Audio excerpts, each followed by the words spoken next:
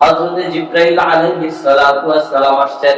আয়েশা আল্লাহর রাসূল মিম্বারের প্রথম সিঁড়িতে পা রাখার সাথে সাথেই বলতেছেন, ইয়া রাসূলুল্লাহ, ইয়া হাবিবাল্লাহ, ও আল্লাহর নবী, ওই ব্যক্তিটা আপনার ধ্বংস হয়ে যাক যে ব্যক্তিটা আপনি রাসূলের নাম শোনার পর দুরূদ পড়ে না। আল্লাহর রাসূল বলছেন আমিন। আল্লাহর রাসূল যখন মিম্বারের দ্বিতীয় সিঁড়িতে পা রাখেন, হযরত জিবরাইল আলাইহিস সালাতু ওয়াস সালাম বলেন, ও আল্লাহর রাসূল, ওই ব্যক্তিটা আপনার ধ্বংস হয়ে যাক যে ব্যক্তিটা পিতা মাতার খেদমত কইরা জান্নাত কামাই করতে পারলো না। আল্লাহর রাসূল বলেন আমিন। মিম্বারের তৃতীয় সিঁড়িতে যখন পা রাখে, আল্লাহর রাসূল বলেন, আমি যখন মিম্বারের তৃতীয় সিঁড়িতে পা রাখলাম, জিবরাইল আলাইহিস সালাতু ওয়াস সালাম বলতেছেন, ইয়া রাসূলুল্লাহ, ওই ব্যক্তিটা ধ্বংস হয়ে যাক যে ব্যক্তিটা পাইলো কিন্তু নিজের জিন্দেগীর গুনাহগুলোকে maaf করাইতে পারলো না। আল্লাহর রাসূল সাল্লাল্লাহু আলাইহি ওয়াসাল্লাম লাস্টের দোয়ার ভিতরে বলেছিলেন আমিন। অতএব আমাদের এই হাদিসের এই অংশ থেকে আমরা এতটুকু বুঝতে পারি, সামনে যে রমজান আসতেছে, রমজান মাস আসতেছে, এই রমজান থেকে যদি আপনি আর আমি জীবনের গুনাহ খাতাগুলো maaf না করাইতে পারি, জীবনের ভিতরে যদি তাকওয়া অর্জন করতে না পারি, তাহলে আপনার মতন কপাল করা, আমার মতন কপাল করা আল্লাহর জমিনের উপরে আসমানের নিচে আরেকটাও না। আমি আল্লাহ তাআলাকে না দেখা যারা ভয় করে তাদের জন্য হলো ক্ষমা, তাদের জন্য কি ভাই? ক্ষমা। এবং আল্লাহ তাআলা অপর অংশে বলেন যে তাদের জন্য শুধু ক্ষমাই নয়, তাদের জন্য প্রতিদান স্বরূপ রয়েছে জান্নাত। সুবহানাল্লাহ। শুধু তাদেরকে আমি আল্লাহ তাআলা ক্ষমাই করব না, তাদের জন্য আমি আল্লাহ তাআলা বানিয়ে রাখছি এই দুনিয়ার সমান নয়, এই দুনিয়ার থেকে 10টা দুনিয়ার সমান হইলে যত বড় জায়গা হয়, কত বড় জায়গা আল্লাহ তাআলা জান্নাত তৈরি করে প্রত্যেকটা মানুষের জন্য বানায় রাখছেন। সুবহানাল্লাহ। আল্লাহ তাআলা সূরাতুন নাজিয়ার 40 এবং 41 নম্বর আয়াতের ভিতরে বলেন, আল্লাহ তাআলা বলেন যে আমি আল্লাহ তাআলাকে যারা ভয় করবে, আমি আল্লাহ তাআলাকে যারা ভয় করবে তাদের জন্য আল্লাহ তাআলা বলেন তাদের জন্য প্রতিদান। কি প্রতিদান? জান্নাতুল মাওয়া। আমি আল্লাহ তাআলা তাদের জন্য রেখে দিয়েছি জান্নাতে বাসস্থান, এমন বাসস্থান যে বাসস্থানের ভিতরে যে ব্যক্তিটা একবার যাবে, জান্নাতের ভিতরে যদি কোনো ব্যক্তি একবার ঢুকে আর দ্বিতীয়বার বের হবে না। জান্নাত এমন একটা জায়গা যে ব্যক্তি একবার ঢুকবে, দ্বিতীয়বার আর ওই ব্যক্তিটা বের হবে না।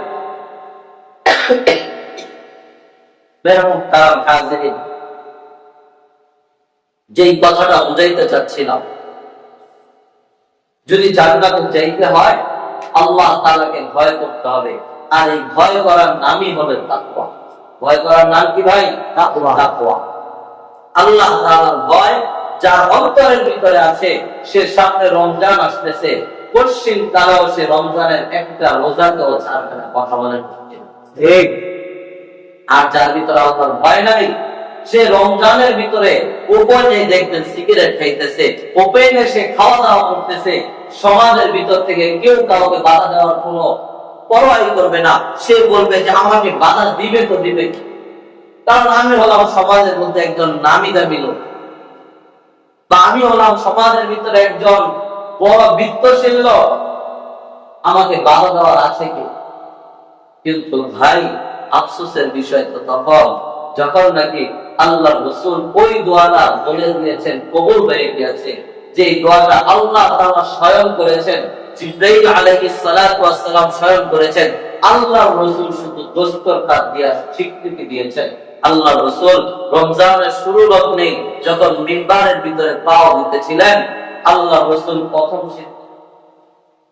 আমার মতন কপাল করা আল্লাহর জমিনের ভিতরে আর একটাও নাই। সামনে রমজান আসতেছে, এত বড় একটা সুযোগ, এত বড় একটা সওয়াবের মাস, এত একটা সুযোগের মাস আসতেছে, লাভের মাস আসতেছে, যেই মাসটাকে ফেরেশতারা তার যে রোজাদার ব্যক্তি আছে, রোজাদার ব্যক্তির জন্য দোয়া করতেছে। অন্য কোন মাসে এরকম হয় না, শুধু একমাত্র রমজান মাসেই হয়। শুধু এখানেই ক্ষান্ত হয়। বুখারী শরীফের হাদিস, আল্লাহ রাসূল সাল্লাল্লাহু আলাইহি ওয়াসাল্লাম বলেন, قال رسول الله صلى الله عليه وسلم إذا دخل شهر رمضان فتحت أبواب الجنة وغلقت أبواب جهنم وسلسلة الشيطان আল্লাহর রাসূল সাল্লাল্লাহু আলাইহি ওয়াসাল্লাম বলেন, ও আমার উম্মতেরা, দিলের কানটা লাগায় শ্রবণ করবা। আল্লাহর রাসূল বলেন, যখনই নাকি রমজান মাস এসে যায়, রমজান মাস উপনীত হয়ে যায়, রমজান মাসে মানুষ পাড়া দেয়। কি করে? পাড়া দেয়। তখনই আল্লাহর রাসূল বলেন, রমজান আসা মাত্রই জান্নাতের সবগুলা দরজা খুলিয়া দেওয়া হয়। সুবহানাল্লাহ। শুধু এইখানেই কেন নয়, এবং জাহান্নামের সকল দরজাগুলোকে বন্ধ করিয়া দেওয়া হয়। সুবহানাল্লাহ। শুধু এইখানেই কেন নয়, ওয়াসিলসিলাতিশ শায়াতিন, শয়তানকে শিকল দ্বারা, জিনজির দ্বারা বেঁধে রাখা হয়। এটা কি ভাই আমার কথা? আল্লাহ রাসূল বলে গেছে যে রমজান মাস যখন এসে যায়, তখন ওই বান্দাদের জন্য আল্লাহ তাআলা জান্নাতের সকল দরজাকে ওপেন করে দেয় এবং জাহান্নামের সকল দরজাকে বন্ধ করে দেয়। আর শয়তান যে আছে, আযাবের যে আছে, তাকে আল্লাহ তাআলা জাহান্নামের শিকল দ্বারা, জিনজির দ্বারা আবদ্ধ করে রাখে। শুধু শয়তানকে নয়, যত দুষ্ট জিন আছে সকল জিনদেরকে আল্লাহ তাআলা বন্দী করে রাখে। কারণ কি?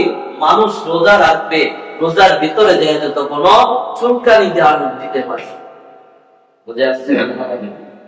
এই জন্য সামনে রমজান আসতেছে, আমরা রোজা রাখবো তো ইনশাআল্লাহ। শুধু এইখানেই থাকতে নয়, আল্লাহ রাসূল সাল্লাল্লাহু আলাইহি ওয়াসাল্লাম বলেন, রমজান ছাড়া মানুষ ইবাদত করলে একটা নেকিতে 10টা নেকি পায়। 1-10 না, রমজান ছাড়া 1-10 না। কিন্তু আল্লাহ রাসূল বুখারী শরীফে হাদিস আনছেন, ইমাম বুখারী রাহমাতুল্লাহি আলাইহি বলেন, রমজান মাস আসলে 1-10 নয়, আল্লাহ রাসূল সাল্লাল্লাহু আলাইহি ওয়াসাল্লাম বলেন, বান্দা যখন একবার সুবহানাল্লাহ বলবে, বান্দার আমলনামায় 70 বার সুবহানাল্লাহ বলার সওয়াব আল্লাহ তাআলা দেন। সুবহানাল্লাহ। রমজান মাস আসলে লাভ না লস? লাভ। কাদের জন্য লাভ? মুমিনের জন্য লাভ। কিন্তু আজকে দুনিয়ার জমিনের ভিতরে তাকায় দেখেন, শুধু মুমিন লসের ভিতরে যাইতেছে আর ব্যবসায়িক তারা লাভের ভিতরে। এই যে রমজান মাস উঠতেছে, জিনিসপত্রের দাম বাড়িয়ে দিবে, জিনিসপত্র দেখবেন কিনতে গেলে আগুনের মতন দাম হয়ে যাবে। কিন্তু অথচ জিনিসপত্রের দামকে আল্লাহ রাসূলের হাদিস যদি লক্ষ্য করি, তাহলে আল্লাহ রাসূল বলছে জিনিসপত্রের দামকে শিথিল করো। রমজান আসছে, রমজানের সময় তুমি আহসান করে দাও, মানুষের জন্য সহজ করে দাও। আর যদি রমজানের জন্য মানুষকে আরো কঠিন বানাও, আল্লাহ তাআলা বলেন, রোজাটা হলো আমি আল্লাহ তাআলার জন্য, আর এই রোজার প্রতিদান আমি আল্লাহ তাআলা নিজের হাতে দেব।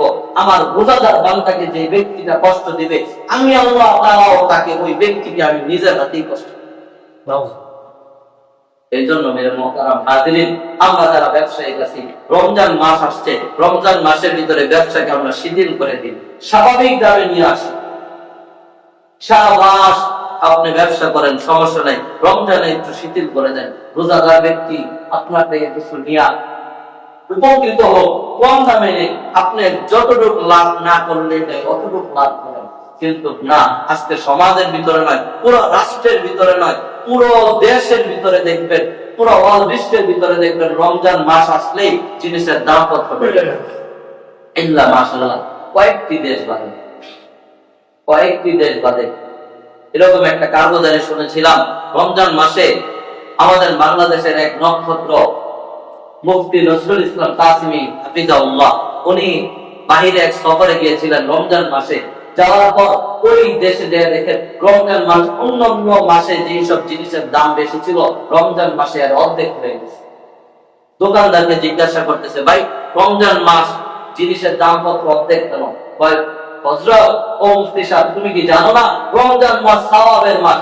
আমি যদি সারা বছর ব্যবসা করে লাভ অর্জন করতে পারি, রমজানে যদি ব্যবসা আল্লাহর সাথে নাই করতে পারি, তাহলে ব্যবসার মূল্যটা কি? এই জন্য মেরে মুহতারাম হাজিরিন, রমজান মাস আল্লাহর সাথে ব্যবসা করার মাস। আপনি একবার সুবহানাল্লাহ বলবেন, 70 বার সুবহানাল্লাহ সওয়াব আল্লাহ তাআলা আমলনামায় লিখে দিবে। একটা নফল ইবাদত করবেন, একটা ফরজের সমান সওয়াব আল্লাহ তাআলা আমলনামায় উঠায় দিবে। এই জন্য আমরা কি রমজানে ইবাদত করতে রাজি আছি তো? ইনশাআল্লাহ। রমজান মাস ইবাদতের মাস, রমজান মাস কোরআন নাযিলের মাস। কোরআনকে বেশি বেশি তেলাওয়াত করব, পারবো তো ইনশাআল্লাহ। যারা তেলাওয়াত করতে পারি না, সূরাতুল ইখলাস 3 বার করে দৈনন্দিন পড়তে থাকবো। আল্লাহ তাআলা আমাদেরকে যে কথাগুলো বললাম, এই কথাগুলোর উপর বুঝে সহিভাবে আমল করার তৌফিক দান করুন।